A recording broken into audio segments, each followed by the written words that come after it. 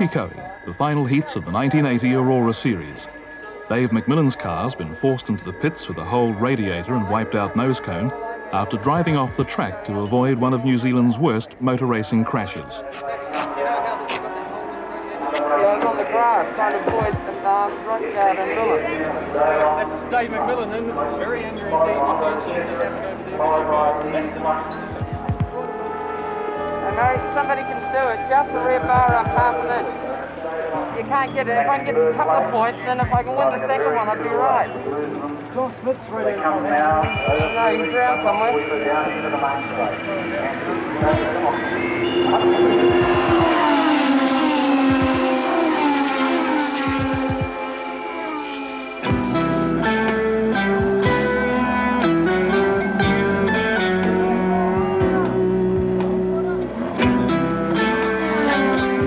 Ironically, he could now win the series if he can get back into the first heat, gain some points and finish well in the second.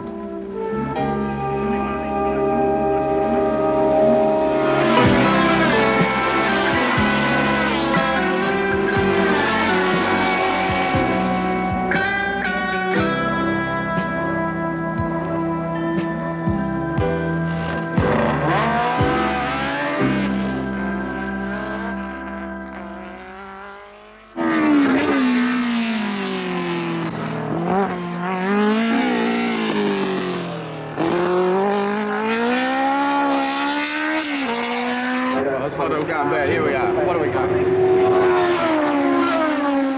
equal to that vehicle. Trying to get him down. Coming over from over here. What time is that? 58.4. What are they talking The record's 58.3, isn't it? Maybe they got him at a different time. He must have. Just got a king and then we've got to finish first. Did we move that, did we? Yeah. Right, let's go. What's your put, mate? Well, We're still in it. We're still in it. I've never been to a while. Yeah, I tell you what, there was wheels going over the top of me. You went like a rocket. You went like a rocket. You right? Yeah, Christ, you're driving well. They think he's got a lap record. Yeah. Good on you. You're going like a boom in there, that motor. Heat 2. McMillan need finish only 5th to win the series, and a crack has now appeared in the engine block. Hopefully we can do it.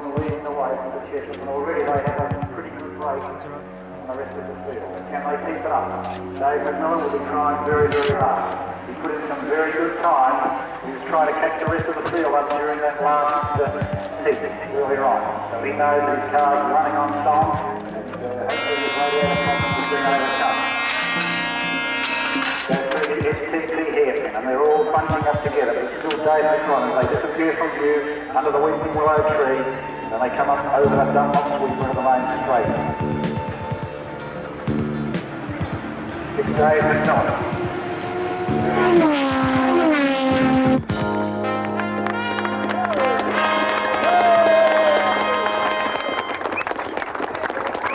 Where to for now for Dave McMillan? You've achieved the pinnacle in New Zealand motorsport. Where to? Well, I'm going to do the rest of the Union Travel Series, and then we're off to Long Beach to the Formula Atlantic race there with a US Grand Prix West, and then Murray and I are going to do some Super Vees races. Motor racing nowadays is a pure money game, and if you want to go into Formula One or any form of motorsport now, there's always money involved. In my cases, I've had to prove myself before I could go and get a sponsor. And in some cases, some of my sponsors I've had, you know, I had to go back 3 or 4 times and tell them they need me, and they've got to have me. We have an oil that's fantastic oil that very few people are aware of, and we wanted to make it aware of, make the public aware of it by promoting in race cars, because the figures that I've heard is that a race is worth 50,000 to 100,000 miles of street driving, 1 hour of racing time. Well, I suppose it's partly our product. It's very suitable to advertise by way of sponsorship, because it's a product that we need to image build. And Dave McMillan came to us about 4 years ago with a proposal, and we believed that he was certainly well known then and coming up in the motor racing, and probably more importantly, Dave McMillan himself. It's all part of the way Dave is. I mean, as a person that I like, he wants to help. He doesn't want to just drive a car around that has our name on it. He wants to help us sell the product. My whole motor racing, even since the word go, has always been involved around sponsors, and I feel that that I have to do a good job, because if I don't have sponsors, then I might as well retire. And I tend to be in motor racing for a number of years yet.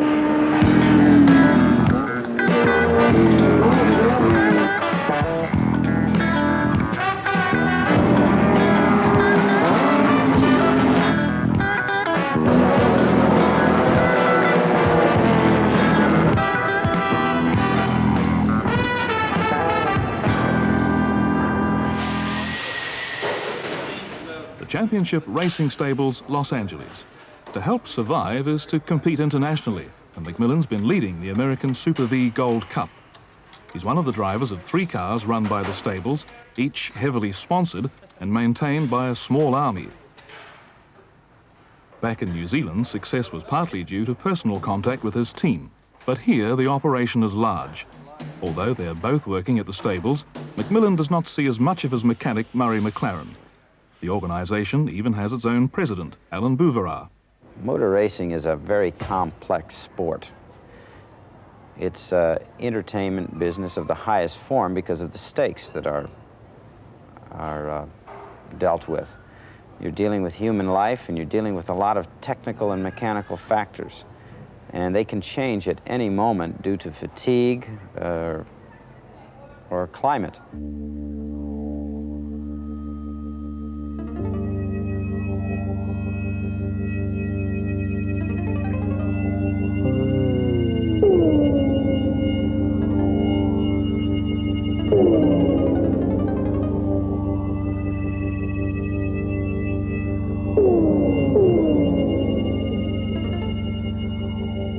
Dave McMillan managed to avoid the crash at Pukekohe and emerged as New Zealand champion. But in the same year at Minneapolis-St. Paul, the wheel turned against him when another car spun. My face, well, I particularly didn't look in any mirrors, and I didn't really want to, but all I could feel, it was very swollen, and I was restricted from opening my mouth anyway because of the wire, and they had an incredible wiring system in it, and I did get the opportunity to have a look at some x-rays once, and I couldn't believe it. And they had the point where they actually had a wire that came out the top of my head, had a button on the head and everything, and that was to stop my jaw from dropping, and the weight, I don't know whether it was the weight of the wire, whatever it was, but I understand it was just to stop my jaw from dropping. And it was quite interesting, a point about that. The wire stuck out about 3/8 of an inch, and for me to run up Michigan, I had to get Murray, my mechanic, to actually cut 1/8 of an inch off so I could get my helmet over my head. Yeah, it was the first race that Dave had driven the Synthol car. And so I was in the pit area in a grandstand, not a grandstand, but a stand they had erected for observation. And naturally I was watching Dave and timing him the whole time. And he came around turn 4, and it looked to me like he turned to avoid hitting the car in front of him and went through the barrier. Now the funny thing is that the barrier was a wooden barrier for stock car races that's supposed to keep stock cars from going into the pits. But that particular day there were no pits, but there were no bales of hay or anything to protect the driver. And he went through it, and it was a devastating experience. I mean, it looked like he had been decapitated to me. I didn't see how he could possibly have made it. It didn't affect me that much because of the fact that I couldn't remember anything. I've been in other little crashes over the number of years where you just drive into Armico and everything, and you can remember every little hundredth of a second up to the crash, and I can still remember them, and still remember the feeling of hitting the fence or the Armico or things like that. But I don't think about those sort of things at all, and this bad one, I thought the most important thing for me was to get back out and do as much driving as I possibly could.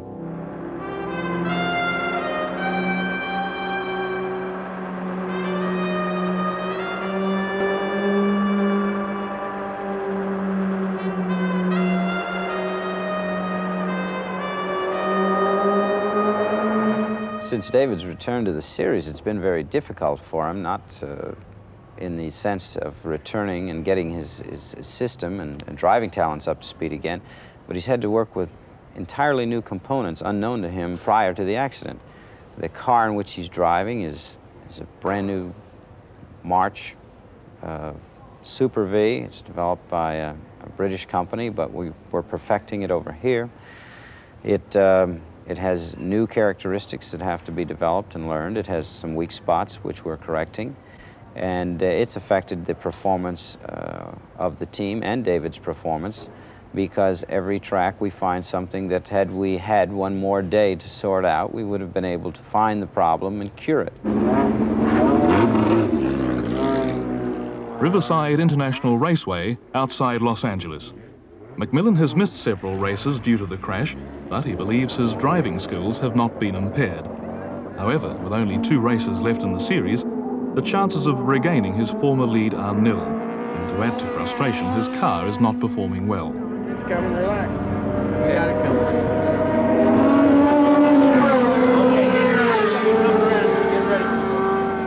But I thought that I'm caught a wee bit less in the rears, but bugger all. Okay, the miss is gone. The miss is gone now. And you've gone back to where you're catching the air so you can handle it. Yeah. Well, that's the best we can do at this point then. It looks like it's all set.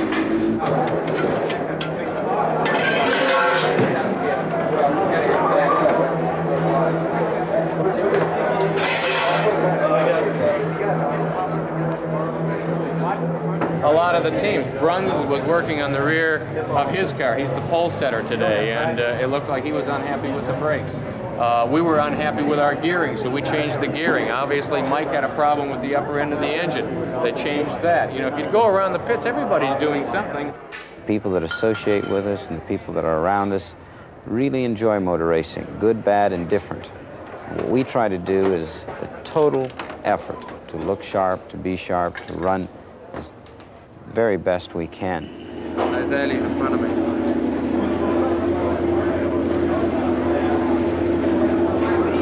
Well, you know, he had an engine problem in that last session. I don't know if they've corrected it. It was fairly good there this morning. Yeah, but then it came in smoking. I mean, just cooking. So I think that everybody was ganged around it. I don't know what... But I think Kuhn's going to go pretty quick. Right. So if you just tuck in behind the quickest one here, this guy, he's going to hold you back for a bit. Yeah. And he's probably going to take somebody off. If you can take him on that second lap around. He's pretty quick. I think that once you put your overalls on, you know, everything that's been going through my mind is still there. Well, I don't really think that I'm a real cool person, though. You know, I've noticed with some drivers they're jumping around and fidgety and things like that. I think that the last few moments before any race, no matter how many races we've done, we are sort of are nervous. You know, deep down we are nervous. And I particularly don't like a lot of people coming around, you know, talking to you and everything like that.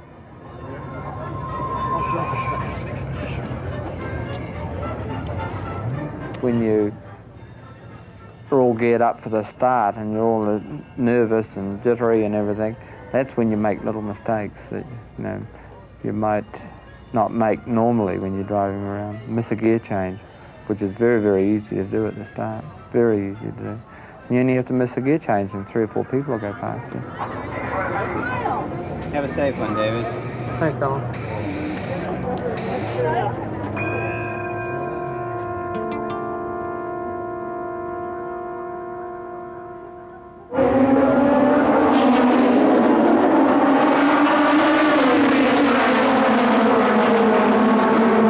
Mean drivers. There's a lot of mean drivers around. There's a lot of mean drivers and there's a lot of safe drivers, and there's drivers in this world that that I could race wheel to wheel with, inch to inch.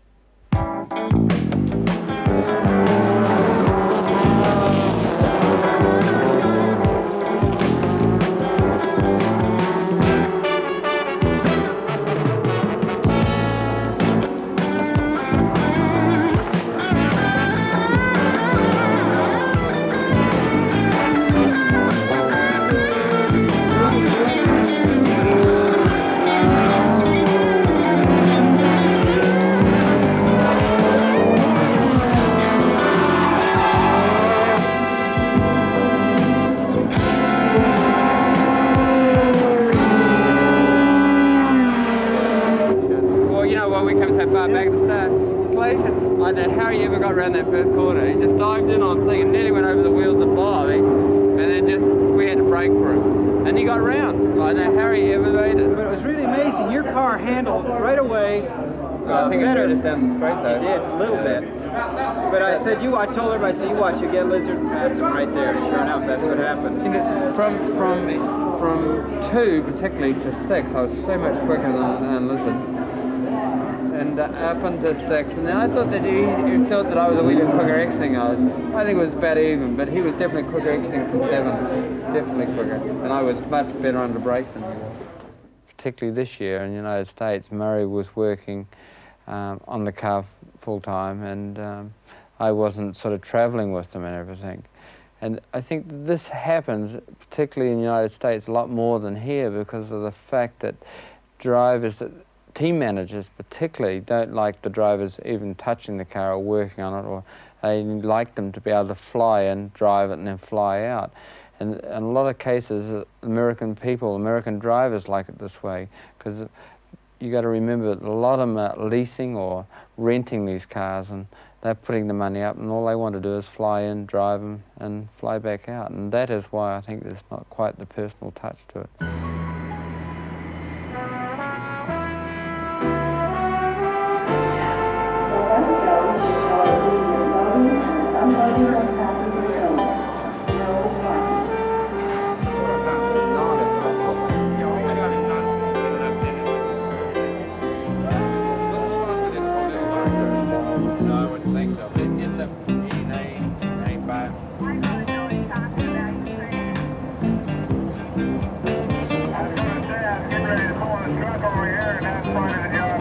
Pretty much just like this all the way through to Phoenix? Yeah. Pretty boring sort of drive, isn't it? Yep, just desert. Yeah, how did you do in the race? I finished 6th. 6th. How did that affect your standing? It actually, I improved because I had my crash. I moved right back to 4th place. Now I'm back in equal 3rd, so I've got one more race there. Got one more race to move it up. Yeah, I don't think I can move any further than 3rd, but if I can finish 3rd, I'll be very happy. That's good, and that'll help you in the next go-around.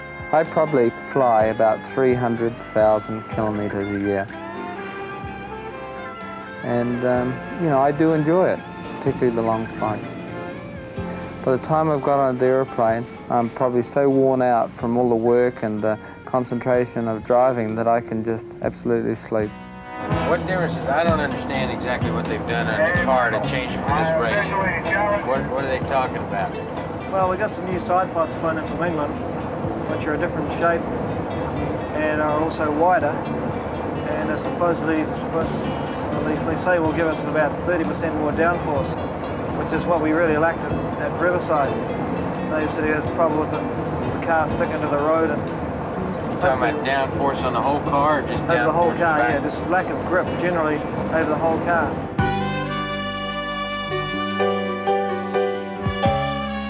A sort of mini Indianapolis in the Arizona desert, the Phoenix International Raceway is a mile oval flat out. I was driving a Ralt RT5 at the start, and you know, in the rest of the world in Formula 3 and Super Vees now, it has proved that the Ralt is a quicker car, and I think that had I been able to stay in it, and I would still be right up front there, but unfortunately what didn't happen that way, and I had to move into this March, and I think that we could have been even further up in the March had I not had my crash, and we had the opportunity to do a lot more testing.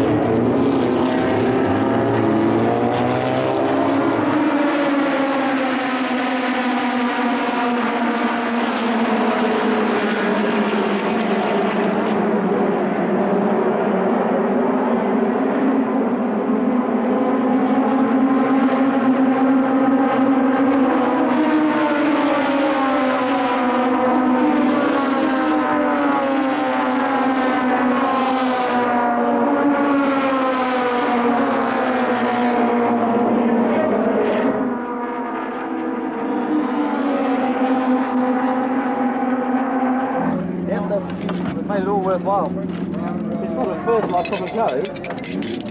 No, but it's about as big a thrill, I think, almost. He struggled so hard to try and get back up there after his crash, and to come back and actually, after being down fourth position, and the guy in front of us had a faster car. He was right up on the second row of the grid.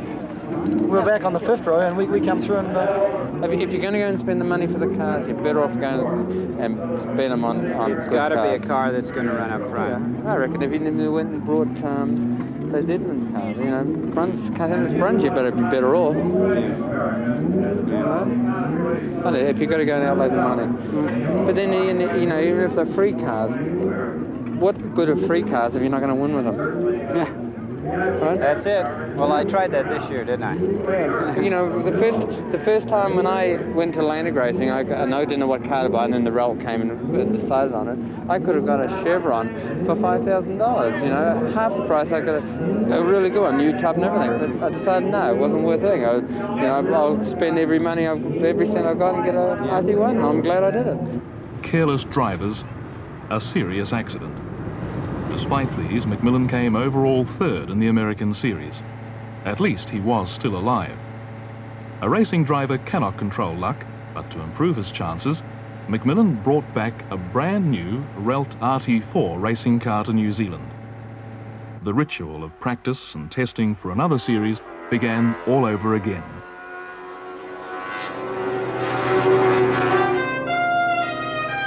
Tell yourself to concentrate. If you make mistakes, you swear at yourself.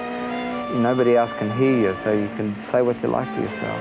You know, there's cases where you might be well out front and have a 10-second lead, and you start thinking about winning the race. And I always swear at myself and say, don't think about those sort of things. Just concentrate on what you're doing. Otherwise, you're off into the weeds.